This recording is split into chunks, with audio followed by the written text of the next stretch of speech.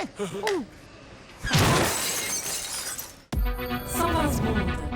L'invité de Vincent Veillon. Selon une enquête de la RTS publiée cette semaine, les grandes entreprises suisses versent plus de 5 millions de francs par an aux partis politiques.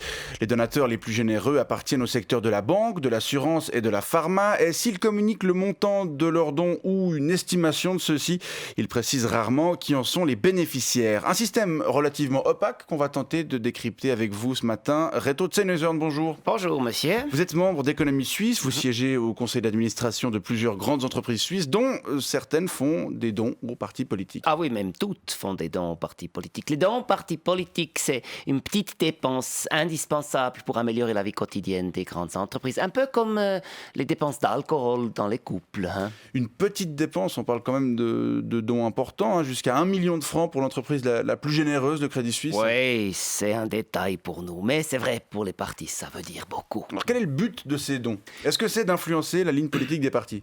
Ah non, c'est par générosité, par altruisme et pour soutenir une représentation démocratique équilibrée des différentes opinions dans la société. Hein. Non, mais je plaisante, évidemment que c'est pour influencer la ligne politique des partis. Hein. Vous pensez que les grandes entreprises, c'est des mécènes désintéressés qui veulent juste le bien de leur prochain ? Alors, il faut dire si leur prochain, c'est leur actionnaire, alors oui, mais sinon, non.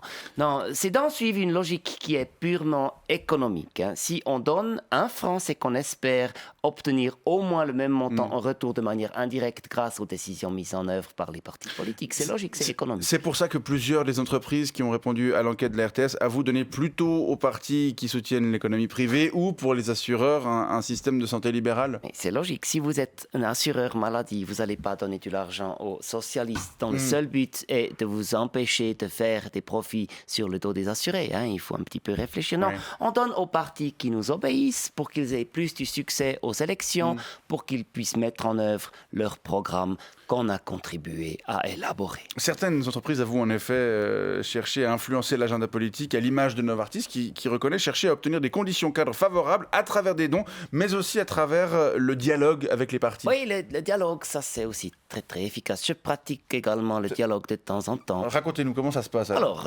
Bien des fois je vais à Berne où je convoque où je invite des parlementaires à manger et alors je dialogue avec eux. Ça veut dire que je leur explique qu'est-ce qu'ils doivent voter. Hein, parce que vous savez, des fois, ils savent pas. Ils savent pas, ils comprennent pas tous les enjeux. Hein, c'est des parlementaires, c'est un parlement de milice. Hein, c'est clair, hein, ils sont un peu... Voilà. Et alors, à la fin du repas, je paye l'addition et je leur rappelle le montant du dernier don qu'on a versé et la conditionnalité du prochain.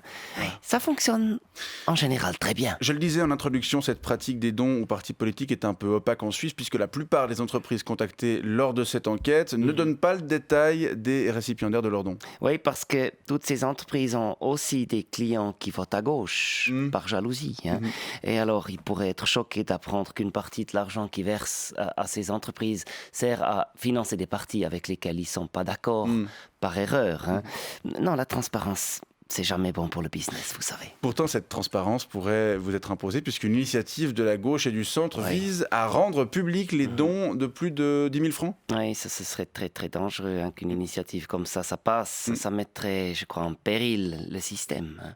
Le système démocratique ? Non, le système du lobbying, qui est bien plus efficace que le système démocratique. C'est une efficacité discrète, mais indispensable, parce que ça permet aux idées les plus adaptées à notre société d'être mises en œuvre. Ça veut dire nos idées, hein, plutôt que celles du peuple qui, bien souvent, se trompe. Il n'y a qu'à voir les résultats de la gauche et des Verts. Hein. Non, le système du lobbying, ça permet de corriger ça, mais c'est mieux si ça ne se voit pas trop. Très bien, Reto Tsenezorn, membre d'Économie Suisse, je vous remercie pour cet éclairage et pour le coup pour cette transparence. Hein. Oui, mais maintenant c'est fini, circuler, il n'y a plus rien à voir. Bonne journée. Je reviens quand je veux.